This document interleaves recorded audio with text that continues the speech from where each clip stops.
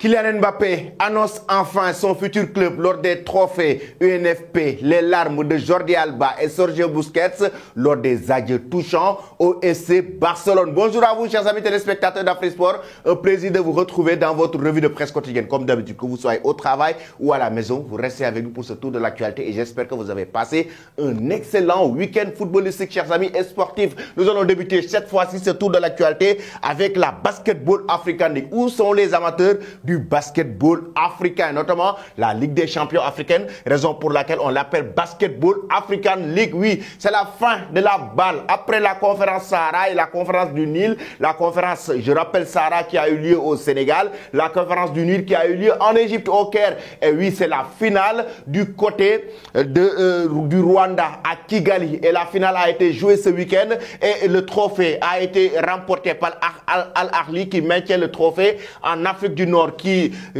succède à l'équipe tunisienne Monastir après l'US Monastir, Tunisie et Zamalek. Égypte, Al Ahly remporte la 3e édition de la Basketball African League. Les Égyptiens ont dominé les Sénégalais de l'AS Douane 80-65 grâce notamment au Soudanais Anoumoua Amot qui a remporté un très bon match dans cette rencontre. Chers amis, il faut rappeler que l'AS Douane, le club sénégalais, avait battu lors des quarts de finale Petro Luanda, le club angolais. De l'autre côté, Al Ahly avait éliminé le Stade malien en demi-finale et l'AS Douane avait décroché une qualification historique en finale de la Basketball African League et Al Ahly qui triomphe sur le toit du basketball africain. Félicitations aux Égyptiens. Après cela maintenant, nous allons parler de la Coupe du Monde U20 avec les 8e de finale. On a les programmes qui débuteront à partir de ce mardi 30 mai à 17h30. États-Unis affrontera Nouvelle-Zélande. Je rappelle que Sénégal a été éliminé. Ouzbékistan affrontera Israël qui s'est qualifié, qui avait fait match nul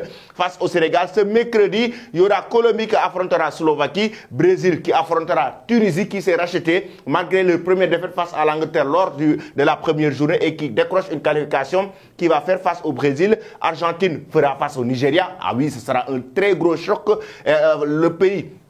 Le pays organisateur, l'Albiceleste d'Argentine, qui fera face au Nigeria, l'Angleterre qui affrontera l'Italie. Et jeudi 1er juin, on aura Gambie face à l'Uruguay et l'Équateur qui va faire face à la Corée du Sud. Donnez dès à présent, commencez à nous donner vos pronostics concernant ces matchs, les scores des rencontres. Est-ce que les pays africains iront en finale de la Coupe du Monde U20? Donnez vos avis en commentaire. Après cela, nous filons en Italie avec la Gazzetta dello Sport et Corriere dello Sport qui félicite, oui, il félicite leur grand attaquant, le Milan AC. Il s'agit d'Olivier Giroud qui a permis au club milanais de décrocher sa qualification en Ligue des Champions. El Milan contre Giroud affronta la Juve in Champions. Le Milan, grâce à Giroud qui fait effondrer la Juventus de Turin, comme l'a titré la Gazzetta dello Sport, Oro Diavolo, que de l'autre côté, Corriere dello Sport, qui joue aussi avec les mots qui nous dit que grâce à Olivier Giroud, le Milan AC est en Ligue des Champions.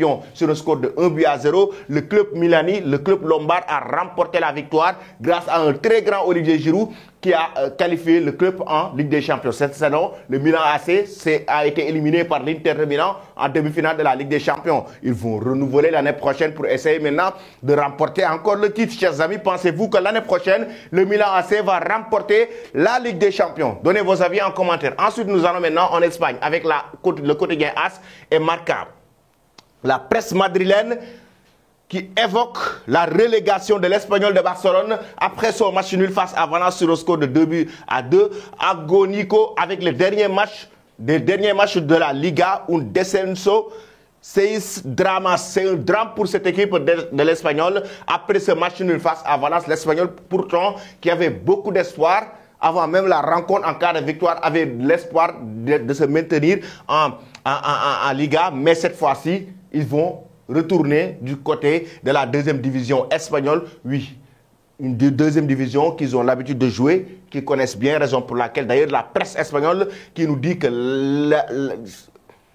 l'Espagnol de Barcelone qui va retourner à la maison, du moment où ils ont l'habitude de jouer la Liga 2 espagnols. Et cette fois-ci, c'est une grosse désillusion. Eux qui avaient toujours espoir de se maintenir en première division. Du côté de la presse catalane, Sport et Mundo Deportivo. Mais avant cela, chers amis, il ne faut pas oublier que oui, il y a eu l'accord de principe entre Jude Bellingham, qui est d'ailleurs le meilleur joueur de la Bundesliga, qui a été nommé meilleur joueur de la Bundesliga, et le Real Madrid. Ultimo accéléron, comme l'a si bien évoqué le journal Marca, le Real Madrid qui est en train d'accélérer avec les ultimes accélérations.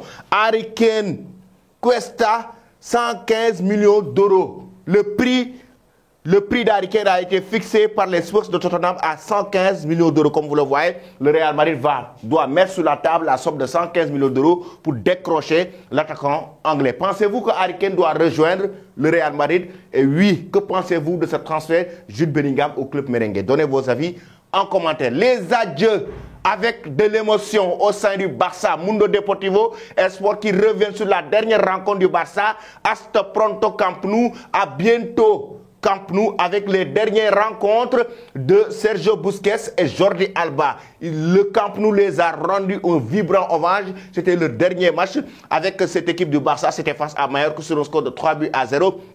Doublé Ansu Fati et but de Gavi. Et comme vous le voyez, ils étaient même en larmes. Ils étaient même en larmes. Regardez bien. Jordi Alba était en larmes, tout comme Sergio Busquets. Ils ont le Camp Nou. Le stade les a rendu un vibrant hommage à cause de leur prestation, de leur constance durant toutes ces années où ils ont évolué avec le FC Barcelone. Pourtant, ils ont même eu à peu près la même trajectoire au Barça parce que quoi qu'on puisse dire, Sergio Busquets est venu au Barça quelques années avant. Parce que Jordi Alba est arrivé en 2012. En 2012, lorsqu'il est arrivé, Jordi Alba, oui, il s'est intégré trop vite en provenance de Valence. Sergio Busquets, lui, il a été propulsé par Pep Guardiola. À l'époque, c'était Yaya Touré qui était comme milieu de terrain devant la défense. Mais après la génération Yaya Touré, c'est Sergio Busquets qui est venu pour jouer au milieu de terrain de cette équipe barcelonaise. Et comme vous le voyez comme ça, oui, les larmes de Alba et Sergio Busquets, c'était des moments très émouvants, des adieux très touchants des deux joueurs au sein du club Blaugrana, chers amis. Après cela, comme vous le voyez, Voici donc la presse catalane qui vraiment rend un vibrant hommage à ces deux légendes du football barcelonais. Ensuite, nous allons du côté de la France avec le quotidien L'Équipe, plus fort que Zlatan. Les trophées UNFP, c'était hier, ce dimanche, en remportant son 4e trophée de meilleur joueur de l'année. Kylian Mbappé a battu le record suédois. Zlatan Ibrahimovic a confirmé aussi sa présence au sein du Paris Saint-Germain. La saison prochaine, le Lensois, Franck Haïs, a été sacré meilleur entraîneur. Un peu plus dans la légende, encore une fois, du moment où il devance Zlatan Ibrahimovic, comme l'a si bien titré le quotidien L'Équipe. Au bout d'une saison encore exceptionnelle, Kylian Mbappé a été sacré meilleur joueur de la Ligue 1.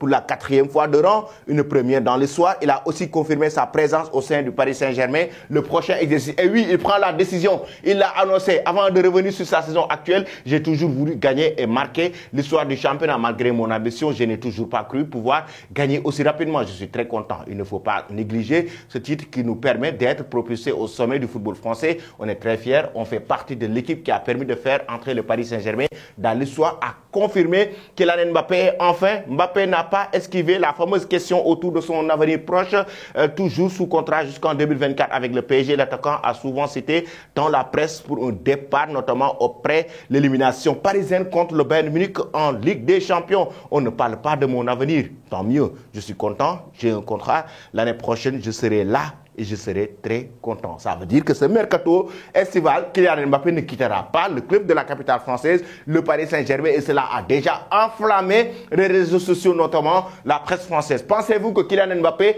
a pris la bonne décision en restant au PSG et en ne rejoignant pas le Real Madrid? Je vous avais annoncé ici dans la revue de presse les conditions, selon la presse espagnole, que le Real Madrid avait mis en place si toutefois Kylian Mbappé veut rejoindre le club merengue. Pensez-vous, chers amis, pensez-vous vraiment que Mbappé doit rester au PSG? Pensez-vous que le Paris Saint-Germain, c'est le bon choix pour Kylian Mbappé pour devenir Ballon d'Or et pour remporter la Ligue des Champions? J'aimerais avoir vos avis en commentaire là-dessus. Voici l'équipe type des trophées UNFP, l'équipe type de la saison. Comme vous l'avez vu, Samba, le gardien de but, Lensois qui est dans les buts. Sur le front de la défense, le défenseur central, Danso, accompagné de Memba de l'Olympique de Marseille. Sur le côté droit, Achraf Hakimi. Nuno Mendes sur le côté gauche. Au milieu de terrain, Rongier de l'Olympique de Marseille, accompagné de Thuram, de Nice, le frère de Marcus Thuram. Et sur le côté, Fofana de Lens. Et en attaque aussi, il y aura Lionel Messi sur la pointe de l'attaque. Openda, Kylian Mbappé.